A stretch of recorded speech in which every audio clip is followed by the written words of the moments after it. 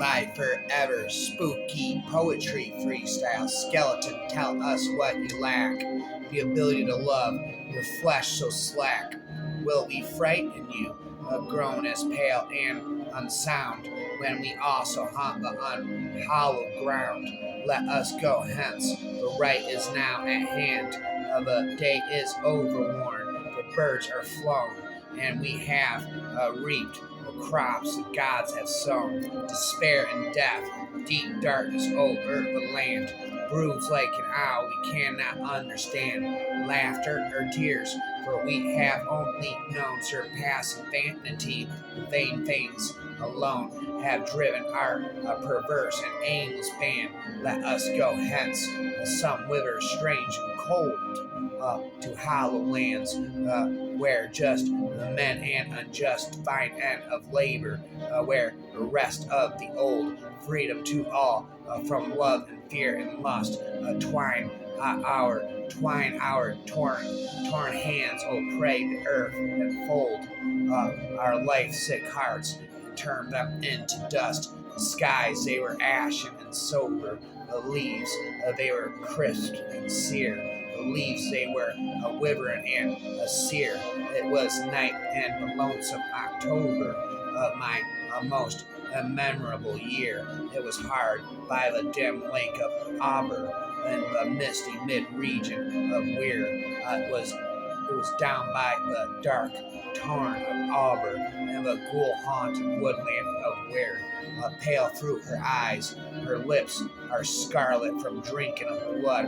This child, this harlot, born of the night, in her heart of darkness, evil incarnate, to dance so reckless, dreaming of blood, her veins white barren, revealing her lust, and her eyes pale, staring round and about the cauldron go, and the poison and frails fro, a toad the under cold stone, days and nights, has 31 swelter venom, sleep and got a boil, vow first, the charm pot double toll, and trouble, fire burning cauldron bubble, a fillet of a fiendy snake, in the cauldron boil and bake, eye of a newt, and toe of a frog, wool of a bat, and tongue of a frog, adder's fork, and a blindworm's sting, lizard's leg, and howlet's wing, fought for a charm of powerful trouble, like a hell broth boil and bubble, double toil and trouble, fire burning cauldron bubble. Vampires are such fragile creatures, we dread the dark, for the light destroys them. Sunlight or a stake, a cross such common things, still late at night, when the bat like vampire sings, we shrink from his voice. Centuries have taught us, in shadows danger lurks for those who stray, and their vampire bears his yellow fangs, and feels the ancient soul, torment and pains he has no choice. We are his prey, plump and fragrant, and if we pray to avoid him, the more he prays to find us, prays to some despotic hooded god, whose benediction is the human blood he lusts to taste.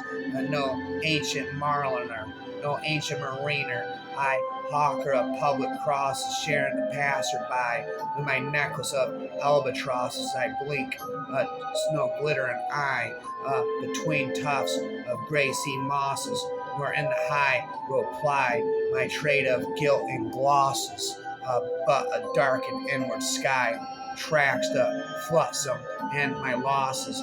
No more back claim to be claimed to lie, the skeleton ship tosses, her strong enchantments failing, her towers of fear and wreck, her limbics died, the poisons in the knife of her neck. The queen of air and darkness begins to shrill and cry, "O young man, O my slayer, tomorrow you shall die, O queen of air and darkness. I think it's true if you say, and I shall die tomorrow, but you shall die today." Beneath the lamp, the lady bowed and slowly rolled her eyes around. Then dawned in her breath aloud, like one that shuddered, and she abound. The cinture forth beneath her breast, her silken robe, and in her vest, a drop to her feet and full in view. Behold her bosom and half her side, a sight of dream of, not to tell. Oh, shield her, Christabel. Is there anybody there? Said the traveler, knocking at the moonlit door, and his horse in the silence champed the grasses of the forest ferny floor, and a bird flew up of the turret about the traveler's head, and he smote upon the door again a second time. Is there anybody there? He said, but no one descended to the traveler. No head from the leaf-fringed sill leaned over and looked into his gray eyes, where he stood perplexed and still, but only a host of phantom listeners that dwelt in the lone house then stood listening in the quiet of the moonlight to that voice from the world of men, stood frowning the faint moonbeams on the dark stair that goes down to the empty hall, hearkening and air stirred and shaken by the lonely traveler's call, and he felt his heart, their strangeness, their stillness answering his cry, while his horse moved, cropping the dark turf, beneath the starred and leafy sky, where he suddenly smote on the door, even louder, and lifted his head. Tell him I came, and no one answered. That I kept my word, he said. Nevertheless, never the least a stir made the listeners through, though every word he spake, fell echoing through the shadowness of the still house. From the one man left awake, they heard his foot upon the stirrup, and the sound of iron and stone, and how the silence surged softly backwards when the plunging hoofs were gone, and the ruins of the dreams and the schemes of men, where the moon begets the tide, and the wide sea highs when a star appears in heaven, and the raven cries, we will dance and we will revel, and the devil's fen, if never more again. Go to Western Gate, Luke Havergale, there where the wines clean crimson on the wall, and the twilight wait for what will come. The leaves will whisper there of her, and some like flying words will strike you as they fall. But go, and if you listen, she will call. Go to the Western Gate, Luke Havergale. No, this is not a dawn in eastern skies to a rift of the fiery night that's in your eyes, but there where western glooms and gathering the dark will end dark. If anything, God slays himself with every leaf and flies, and hell is more than half a paradise. And no, there is dawn in eastern skies, out of the grave.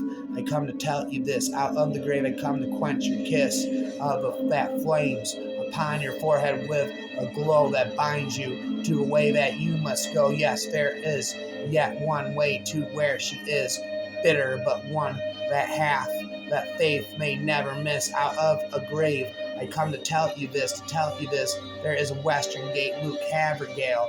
There is crimson leaves upon the wall. Go, for the winds and are learning, tearing them away, nor then think to riddle of the dead words they say, nor any more to feel them as they fall. But go, and if you trust her, she will call. There is the Western Gate, Luke Havergale. Suddenly night crushed out the day and buried her romance over cloud peaks. Thunder wailed, them fell in stillness, such a heart's appalled, when far gone dead returned upon the world. There rest I for the dead, but no ghost woke. Each one whom life exiled I named and called, but they were all too far, or dumbed, or thralled, and never one fared back to me or spoke. Then peered the indefinite, unshapen stone, what vacant, glooming, and sad as half-lit minds, the weak limbed hour when sick man's signs are drained, and while I wandered on there, being withdrawn, gagged by the smothering wind, which none abides, I dreaded even a heaven, the doors so chained, ebb tide, the sea is wide, when the depths dark things abide. Hush, pale child, never fear. none as dark as men, my dear. Ebb tide, the sea is wide, and the depths dark creatures glide. Hush now, father, never fear, men are nothing where you are. From childhood's hour, I have not been as others were. I have not seen as others saw. I cannot bring my passions from a common spring. From the same source I have not taken my sorrow. I cannot awaken my heart to joy. Have the same tone in all I loved. I loved alone, then in my childhood town. My childhood in the dawn of a most stormy life was drawn from every depth of good and ill. The mystery which binds me still from the torrent of the fountain, from the red cliff of the mountain, from the sun that round me rolled in the autumn tint of gold, from the lightning in the sky as if past me flying by, from the thunder of the storm and the cloud that took the form of a demon in my view, when the rest of heaven was blue with a demon in my view.